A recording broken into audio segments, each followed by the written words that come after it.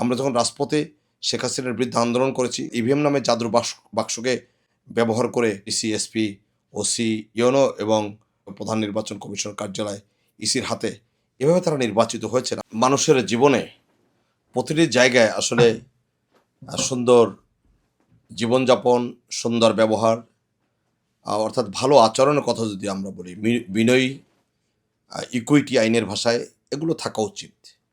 অর্থাৎ কোয়ালিটি সর্বত্র মেনটেন করা, কোয়ালিটির যে একটি গুরুত্ব রয়েছে সারা পৃথিবীতে, এবং জন্ম থেকে মৃত্যু পর্যন্ত আমরা যদি কোয়ালিটি নিশ্চিত করতে না পারি প্রতিটি ক্ষেত্রে, তাহলে আমাদের যে লক্ষ্য, আমাদের জীবনে চলার পথ মসৃণ হওয়ার পরিবর্তে কণ্টকাকীর্ণ হতে বাধ্য। আমরা মনে করি যে আসলে প্রতি মুহূর্তে আমরা যে কথাগুলো বলি, সমাজ, পরিবার, রাষ্ট্র, রাজনীতি, অর্থনীতি, ভূ রাজনীতি, এটি আসলে মানুষকে ঘিরেই আবর্তিত হয়।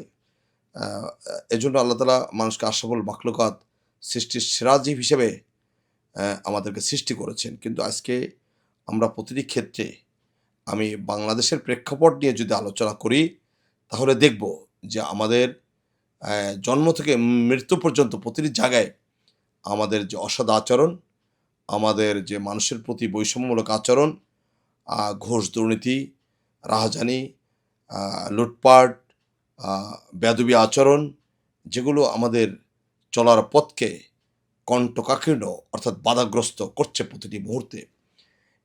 আমরা যদি সুশাসনের কথা বলি, আমরা যদি ন্যায় বিচার, মানবিক মূল্যবোধ এবং প্রতিটি জায়গায় ন্যায় বিচার, সেটি কিন্তু বিগত 17 বছরে আমরা বঞ্চিত হয়েছি সে জায়গা থেকে। তো আমাদের যে লক্ষ্য ছিল গণতন্ত্র, সুশাসন, ন্যায় বিচার, মানবিক মূল্যবোধ, দুর্নীতিমুক্ত বাংলাদেশ এবং মহান স্বাধীনতা যুদ্ধে যে লক্ষ্য ছিল একটি স্বাধীন সার্বভৌম বাংলাদেশ প্রতিষ্ঠা করা, সে জায়গায় কিন্তু গত 17 বছর আঘাত এসেছে।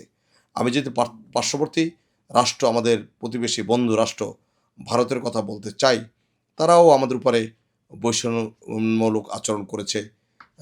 সে কারণে একটি সরকার ফ্যাসিস্ট শাসককে বারবার তার রাষ্ট্রীয় ক্ষমতায় নিয়ে আসার চেষ্টা করছে, দিনের ভোট রাতে করেছে। অর্থাৎ ইভিএম নামে জাদুর বাক্সকে ব্যবহার করে যে 4টি বোতামের কথা আমরা বলি বাক্সের মধ্যে, যে ডিসি, এসপি, ওসি এবং ইউনো এবং আরেকটি বড় বাটন ছিল প্রধান নির্বাচন কমিশন কার্যালয় ইসির হাতে, এভাবে তারা নির্বাচিত হয়েছেন। আমরা বলেছি, আমরা যখন রাজপথে শেখ হাসিনার বিরুদ্ধে আন্দোলন করেছি, তখন এই কথাগুলো আমি নিজেও বলতাম যে গণ-অভ্যুত্থানের মাধ্যমে সরকার প্রধানের যে বাসভবন, গণভবনের ইট, বালু, রড, সিমেন্ট এদেশে তৌহিদি জনতা খুলে নিয়ে আসবে, এই কথাগুলো আমি নিজে অসংখ্যবার বলেছি গণমাধ্যমে।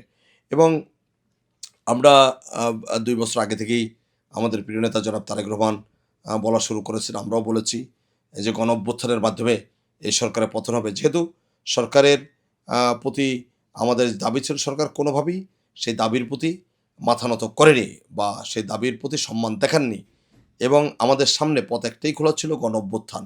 আমাদের রক্ত দিতে হবে। এটা কিন্তু আমরা একেবারে নিশ্চিত হয়ে গেছি যে রক্তপাত ছাড়া শেখ হাসিনার সরকারকে রাষ্ট্রীয় ক্ষমতা থেকে বিদায় করা সম্ভব নয়।